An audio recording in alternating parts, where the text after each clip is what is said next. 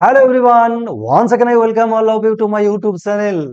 Today I'm going to discuss one of the most important classes of the English grammar, a handful list of most appropriate prepositions.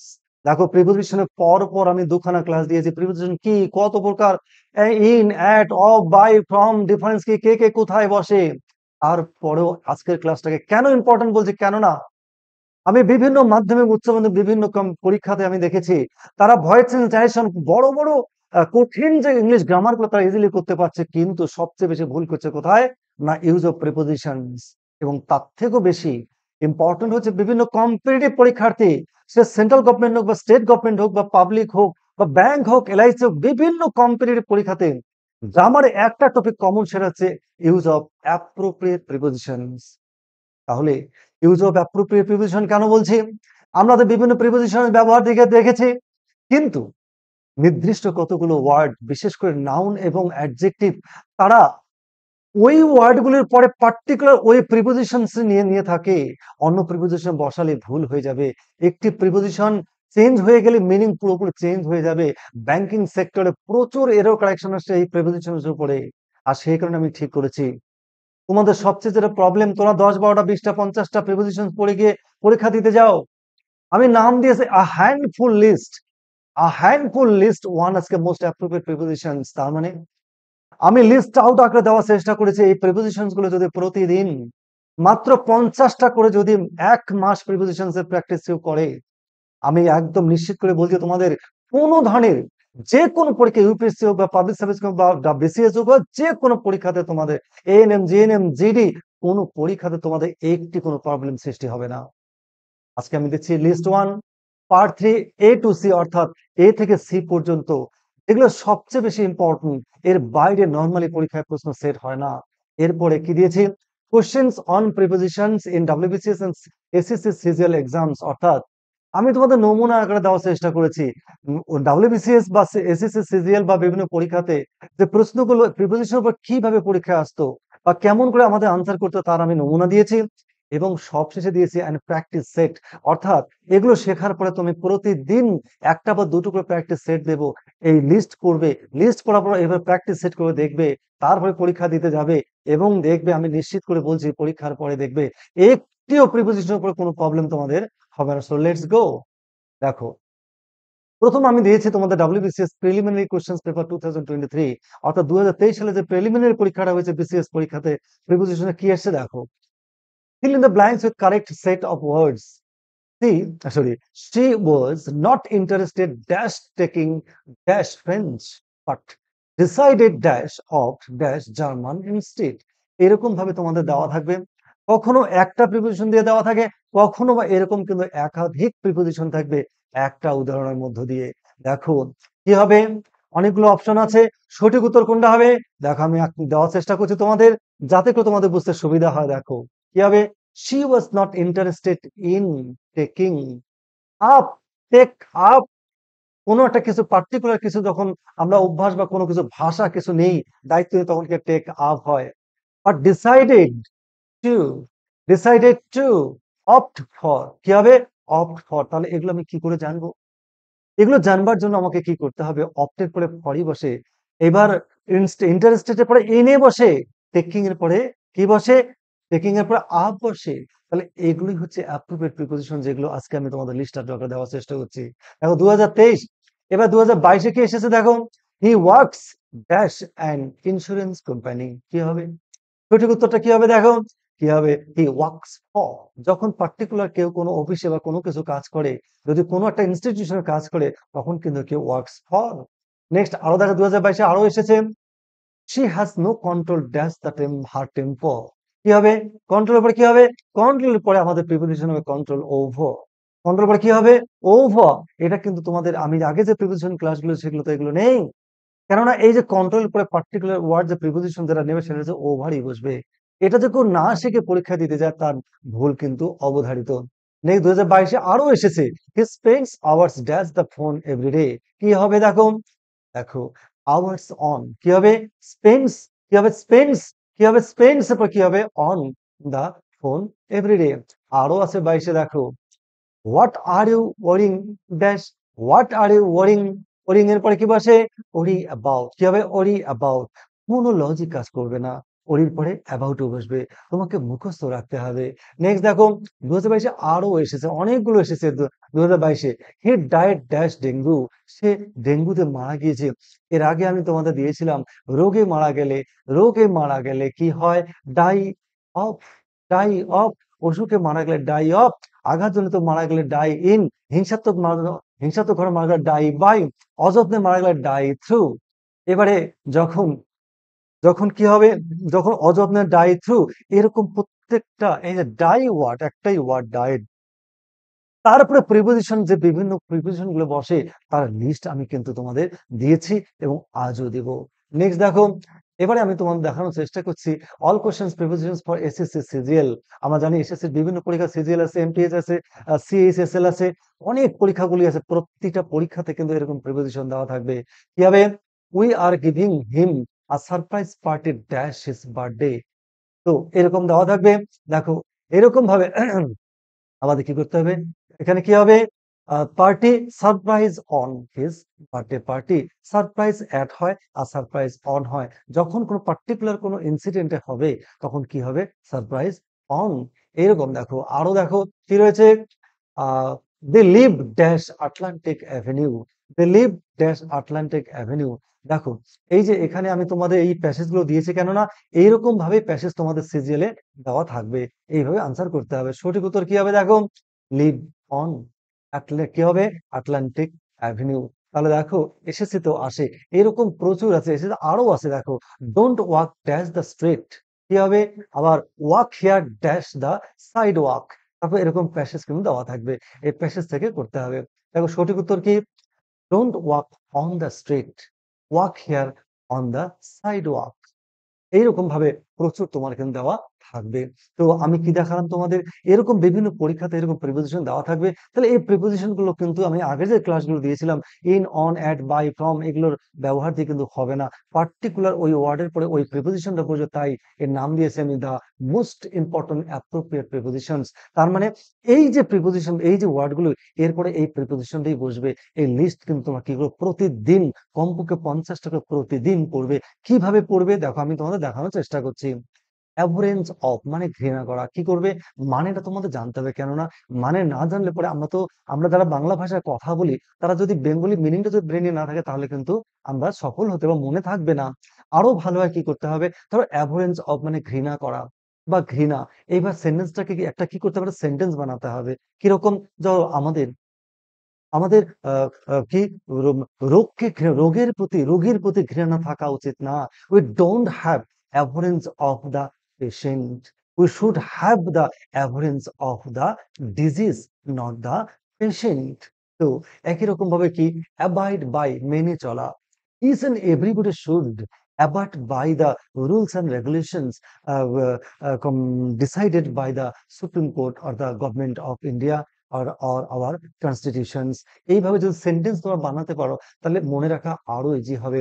Abundance of মানে প্রাচুর্য, acquaintance with মানে পরিচয়, তো কি হবে, abound in মানে প্রচুর পরিমাণে থাকা, কি আছে, এডিয়ারেন্স টু মানে আনুগত্য, কি হবে, অ্যাবসেন্ট ফ্রম মানে অনুপস্থিত, অ্যাবজর্বড ইন মানে মগ্ন, অ্যাবস্টেইন ফ্রম মানে বিরত থাকা, অ্যাক্সেস টু, অ্যাক্সেস ইন হবে না, এটা টু হবে, ভুল আছে, অ্যাক্সেস টু মানে প্রবেশাধিকার, এটা ভুল এসছে, আমি তোমাদের ঠিক করে দেবো।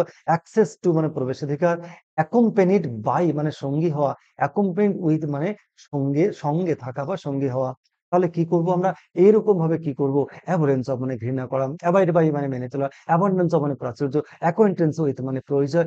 এইভাবে কিন্তু আমাদেরকে হ্যামারিং করতে হবে, প্রতিনিয়ত আমাদের কি করতে হবে, 1 মাস যদি এইভাবে প্র্যাকটিস করি, প্রতিদিন মাত্র 50টা করে কি করতে হবে, প্র্যাকটিস করতে হবে। দেখো আরো দিয়েছি, দেখো ঠিক আছে, অ্যাকর্ডিং টু মানে অনুযায়ী, অ্যাকাউন্ট ফর মানে কারণ দেখানো, অ্যাকাস্টম টু মানে কে অভ্যস্ত, আর অ্যাকুইট অফ মানে খালাস করে দেওয়া, মুক্তি করে দেওয়া, অ্যাকিউজড অফ মানে অভিযুক্ত, অ্যাকাস্টম টু মানে অভ্যস্ত থাকা, অ্যাড টু মানে যোগ করা, অ্যাডিক্টেড টু মানে আসক্ত, অ্যাডিকুয়েট টু বা ফর উপযুক্ত হওয়া, অ্যাডাপ্টেড টু মানে অভ্যস্ত, অ্যাডাপ্টেড ফর মানে কোনো উদ্দেশ্য গৃহীত, অ্যাডাপ্টেড ফ্রম মানে কোনো জায়গা থেকে গৃহীত, অ্যাডজাসেন্ট টু মানে সংলগ্ন। এইভাবে কি করব, মুখস্থ অ্যাকাউন্ট টু মানে অনুযায়ী, অ্যাকাউন্ট ফর মানে কারণ দেখো, অ্যাকাস্টম টু মানে অভ্যস্ত, এইভাবে আমরা মুখস্থ করব।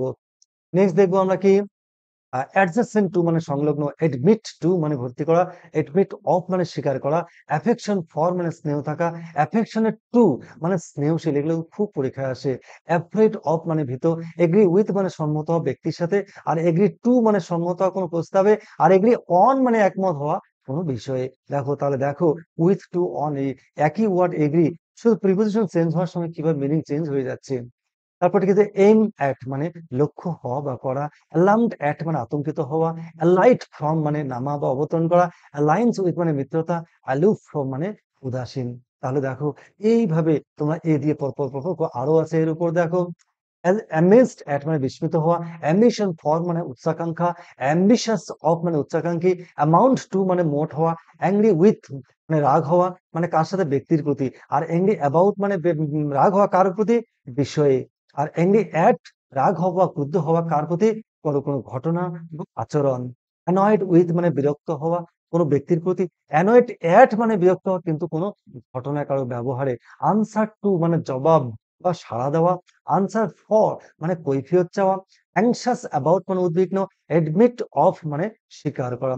তাহলে এই হলো পর পর দেওয়া, আরো এর উপর আছে দেখুন, অ্যাংশাস ফর মানে ব্যগ্র, অ্যালার্মড অ্যাট মানে আতঙ্কিত, অ্যাপোলোজাইজ টু মানে ক্ষমা চাওয়া ব্যক্তির কাছে, অ্যাপোলোজাইজ ফর ক্ষমা চাওয়া কিছুর জন্য, এপিল টু মানে আবেদন করা কার প্রতি, কারো ব্যক্তির কাছে। তাহলে এপিল টু, এপিল ফর মানে সাহায্য করা বা সাহায্য প্রার্থনা করা বা আবেদন করা কিছুর জন্য, এপিল এগেইনস্ট মানে কারোর বিরুদ্ধে আবেদন করা বা করা, সেটা কারোর বিরুদ্ধে। তাহলে দেখো একই এপিল, দেখো কিভাবে প্রিপোজিশন গুলো চেঞ্জ হচ্ছে অর্থ অনুসারে। অ্যাপিটাইট ফর মানে ক্ষুধা থাকা, অ্যাপ্লাই টু মানে আবেদন করা ব্যক্তির প্রতি, অ্যাপ্লাই ফর মানে আবেদন কিছুর জন্য, অ্যাপ্রুভ অফ মানে অনুমোদন করা। নেক্সট দেখি, অ্যাসাইন টু মানে নির্দিষ্ট করে দেওয়া, অ্যাপ্ট ইন বা অ্যাট হচ্ছে দক্ষ, অ্যাপটিটিউড ফর মানে দক্ষতা বা প্রবণতা থাকা, অ্যাপ্রোপ্রিয়েট টু বা ফর যথোপযুক্ত, অ্যাসেন্ট অফ মানে লজ্জিত, অ্যাসক্রাইব টু মানে আরোপ করা, অ্যাসেন্ট টু মানে মত দেওয়া, অ্যাসোসিয়েট উইথ মানে সংযুক্ত থাকা, অ্যাসিওর অফ মানে নিশ্চিন্ত করা বা হওয়া, অ্যাস্টোনিস্ট অ্যাট মানে বিস্মিত হওয়া, অ্যাটাচ টু মানে সংযুক্ত করা, অ্যাটেন্ড টু মানে মনোযোগ দেওয়া। নেক্সট দেখো আরো আছে এ দিয়ে, অ্যাপার্ট ফ্রম মানে ব্যতীত, অ্যাটেন্ড আপন মানে সেবা করা, অ্যাট্রিবিউট টু মানে গুণ আরোপ করা, এটা ভীষণ আসে, অথরিটি অন মানে বিশেষজ্ঞ, আর অথরিটি ওভার মানে কর্তৃত্ব থাকা, অ্যাভেল অফ মানে সুযোগ গ্রহণ করা, অ্যাভেলেবল টু মানে হচ্ছে প্রাপ্তব্য বা পাওয়ার জন্য বিবেচিত বা অনেকগুলো, অ্যাওয়্যার অফ মানে সচেতন থাকা, ব্যাড অ্যাট মানে খারাপ, বেস্ট অন মানে ভিত্তি করে গড়ে ওঠা, বেগ অফ ভিক্ষা বা প্রার্থনা করা ব্যক্তির কাছে, আর বেগ ফর ভিক্ষা বা প্রার্থনা করা জিনিসের জন্য। আবার এবার দেখো বেরিয়ে ব্লাশ, ব্লাশ উইথ বা ফর মানে লজ্জায় রাঙা হয়ে যাওয়া, রক্তিম হয়ে যাওয়া, বিলিভ ইন মানে বিশ্বাস করা, বিলং টু মানে অধিকার করা, দখলে থাকা, বেনিফিশিয়াল টু মানে উপকারী, বি অ্যাওয়্যার অফ মানে সতর্ক, ব্লাইন্ড অফ বা ইন মানে অন্ধ, ব্লাইন্ড টু মানে স্নেহান্ধ মানে বাবা তার সন্তানের প্রতি স্নেহান্ধ, তাহলে blind to. Are blessed with, blessed with হচ্ছে আশীর্বাদযুক্ত, বোস্ট অফ মানে গর্ব করা, বর্ন অফ মানে জন্মগ্রহণ করা, বাউন্ড ফর মানে গামী, অর্থাৎ this bus is bound for Dharmatala. কি আছে, বার্ডেন উইথ মানে বোঝাগ্রস্ত হওয়া বা করা, বিজি উইথ মানে ব্যস্ত। নেক্সট দেখো, থ্রি, ক্লু, ক্লু টু মানে সূত্র, ক্যাপাবল অফ মানে সমর্থ, ক্যাপাসিটি ফর মানে সামর্থ্য, কেয়ার অফ, কেয়ার ফর মানে গ্রাহ্য করা, কেয়ার অফ মানে যত্ন নেওয়া, কশাস অফ মানে সতর্ক থাকা, সার্টেন অফ মানে নিশ্চিন্ত, নিশ্চিত, সার্জ এগেইনস্ট মানে অভিযোগ, আর সার্জ অফ মানে দায়িত্ব। দেখো কত তফাৎ, প্রিপোজিশন চেঞ্জ হওয়ার সঙ্গে সঙ্গে একটি ওয়ার্ড, একই ওয়ার্ড হওয়া সত্ত্বেও মিনিং কতটা চেঞ্জ। ক্লেম টু মানে দাবি করা, ক্লোজ টু নিকটে, ক্লোথ ইন যখন ড্রেস যখন হয় তখন হচ্ছে ক্লোজ, কি ক্লোথ ইন, কমেন্ট অন মানে মন্তব্য করা। নেক্সট, কমেন্টস অন মানে শুরু করা, কমেন্ট, কমন টু মানে সাধারণ, কম্পেয়ার উইথ মানে তুলনা করা, কম্পেয়ার টু আনলাইক তুলনা করা, মানে যখন একই রকম ভাবে কম্পেয়ার উইথ, আর যখন বিশ্বদেশ বা আলাদা হবে তখন কি কম্পেয়ার টু, আনলাইক। তো কম্পেনসেট উইথ ক্ষতিপূরণ করা, আর কম্পেনসেট ফর মানে ক্ষতিপূরণ করা, মানে দুটো তফাৎ হচ্ছে, কোনো জিনিস কোনো কিছু দিয়ে তখন হবে উইথ, আর কোনো কিছুর জন্য সেটা হচ্ছে ক্ষতিপূরণ, কম্পেনসেট ফর। কম্পিটেন্ট ফর মানে উপযুক্ত, কম উপযুক্ত আমরা বলি না, this should be signed with competent authority, তাহলে কম্পিটেন্ট এর পরে কি হবে, competent for, the man is competent for the post, এবার কম্পিট উইথ মানে প্রতিদ্বন্দ্বিতা করা বা প্রতিযোগিতা করা, কমপ্লেইন টু মানে অভিযোগ করা ব্যক্তির প্রতি, কমপ্লেইন অফ মানে দুঃখ প্রকাশ করা, কম্পোস্ট অফ মানে কোনো কিছু দিয়ে তৈরি, আর কনসিল ফ্রম মানে গোপন করা, কন্ডেম টু মানে হচ্ছে দণ্ডিত। এবারে দেখো সি দিয়ে আরো রয়েছে ক্রেভ ফর মানে আকাঙ্ক্ষা করা, মানে তীব্রভাবে চাওয়া, ক্রেভ ফর, কনফিডেন্ট অফ মানে আত্মবিশ্বাসী, কনফার অন প্রদান করা, যখন কোনো বিশেষ করে কোনো পুরস্কার হয় তখন আমরা এই ওয়ার্ডটা ইউজ কনফার অন, কনফাইন টু মানে সীমাবদ্ধ আবদ্ধ থাকা, কনজেনিয়াল টু অনুকূল, প্রচুর আসে পরীক্ষা এটা, কংগ্রাচুলেট অন অভিনন্দন জানানো কোনো কিছুতে কারোর জন্য, কংগ্রাচুলেট অন, কনসাস অফ সচেতন হওয়া, কনসিস্ট অফ তৈরি কোনো কিছু জিনিস, কনসিস্ট অফ নির্ভর করা, কনসিস্টেন্ট সামঞ্জস্য থাকা, কনসাল্ট উইথ মানে আলোচনা করা, কন্ট্যাক্ট উইথ সংযোগ, আর কন্টেন্ট উইথ মানে সন্তুষ্ট। এই দেখো আরো রয়েছে সি দিয়ে কি আছে, কম্পিট উইথ বা ফর প্রতিযোগিতা করা, কন্ট্রাস্ট উইথ তুলনা করা যখন বৈপরীত্য হবে, কন্ট্রারি টু মানে বিপরীত, কন্ট্রিবিউট টু অবদান বা ভূমিকা থাকা, কন্ট্রোল ওভার নিয়ন্ত্রণ, এই যে একটু আগে দেখলাম আমরা সিজেলে একটা এসেছে কন্ট্রোল ওভার, তাহলে কি হবে আজকের পরে নিশ্চয়ই তোমাদের সমস্যা হবে না। ক্রেডিট টু জমা করা, আর ক্রেডিট উইথ হচ্ছে কৃতিত্ব অর্জন করা, খুব আসে পরীক্ষা ক্রেডিট টু, আর উইথ কিওর অফ মানে আরোগ্য লাভ করা, কোপ উইথ মানে সঙ্গতি রেখে চলা, আর কমপ্লাই উইথ মানে মেনে নেওয়া। এই হলো এ থেকে সি পর্যন্ত আমি সবচেয়ে বেশি ইম্পর্টেন্ট যেগুলো পরীক্ষায় বেশি আসে।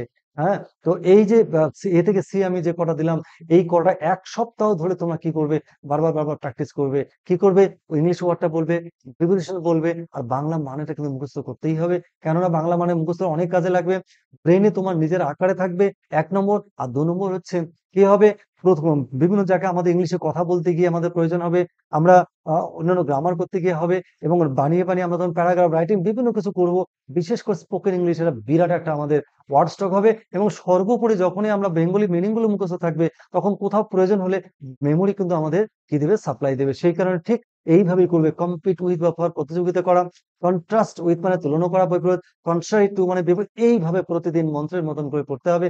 একটি মাস যদি কেউ প্র্যাকটিস করে আশা করছে তোমাদের কোনো প্রবলেম হবে না। আমি আজ এ থেকে সি পর্যন্ত দিলাম, পরের দিন ডি থেকে আই পর্যন্ত, এবং তারপর দিন বাকি সবগুলো, এই 3টা ক্লাস যদি কেউ ফলো করে এবং নির্দিষ্ট করে যে পড়ে, আমি তোমাদের কথা দিচ্ছি তোমাদের কোনো ধরনের চাকরির পরীক্ষাতে কোথাও একটিও তোমাদের প্রিপারেশন কোথাও ভুল হবে না। এবারে আমি তোমাদের দিব কতগুলো প্র্যাকটিস সেট, অর্থাৎ এই যে প্র্যাকটিস তোমরা কেমন শিখলে এর উপরে আমি তোমাদের প্র্যাকটিস সেট দিয়েছি। আজকে তোমাদের প্র্যাকটিসটা দিব, তোমরা কিন্তু আমার এই কমেন্ট বক্সে এই প্রশ্নের উত্তরগুলো কিন্তু তোমরা আমাকে জানাবে, এবং যারা পারবে না তোমরা নিয়ে রাখবে, পরের দিন পরের ক্লাসে আমি এই প্র্যাকটিসের উত্তরগুলো আমি তোমাদের দিয়ে দেবো। দেখো আমি 10খানা দিয়েছি, অনলি আমি একবার পড়ে দিচ্ছি, দেখো, only the blood stain, only the blood stain road was witness dash assassination, কোনটা হবে, অফ হবে, টু হবে, অ্যাট হবে না অন হবে। এবার পরেরটা কি আছে, no one can hinder me dash doing this. 3 number কি আছে, good sleep is necessary dash good health. তারপর 4 number, the boy begs pardon dash you for being late. 5 number, the man came dash me in the market. Next দেখি 6 number, the girl continue to smile dash is hers. 7 number কি আছে, fortune continue to smile dash me. Pakistan is supplying arms dash the terrorist. China supplies Pakistan dash the arms. কি হবে, ah contentment is essential dash happiness. এই হলো practice set 1। তো এর উত্তরগুলো 10টা প্রশ্ন আমি দিলাম তোমাদের প্র্যাকটিস করবার জন্য। এই 10টা না প্রচুর পরিমাণে তোমরা করবে, এবং 10টা উত্তর তোমার কমেন্ট বক্সে দেবে, না হলে আমি পরের দিন উত্তরগুলো আমি দিব। এইভাবে আমি পরের দিন তোমাদের আরো প্র্যাকটিস প্রচুর পরিমাণে দিব। তোমরা শুধু এই সপ্তাহে শুধু এই কটা প্রিপোজিশন রেডি করো, আমি দেখবে এরপরে বেশি বেশি করে দেবো, প্র্যাকটিস করবে, এবং দেখবে এইভাবে প্র্যাকটিস করলে পরে তোমাদের আর কোনো প্রবলেম থাকবে না। ঠিক পরের দিন, পরের রবিবার ঠিক এই রাত 8টায় আমি এই handful list 2 number of most appropriate preparation provide করব, পার্ট 4। আর অবশ্যই তোমরা কি করবে, প্র্যাকটিসটা করবে, এবং কেমন লাগলো, তোমাদের আরো প্রয়োজন থাকলে কিভাবে প্রয়োজন হবে, বা তোমাদের কিভাবে দিলে তোমাদের ভালো লাগে, তোমরা অবশ্যই জানাবে। পরের দিন আরো মোস্ট ইম্পর্টেন্ট প্রিপারেশন নিয়ে হাজির হবো, পরের রবিবার ঠিক রাত 8টা। Good bye.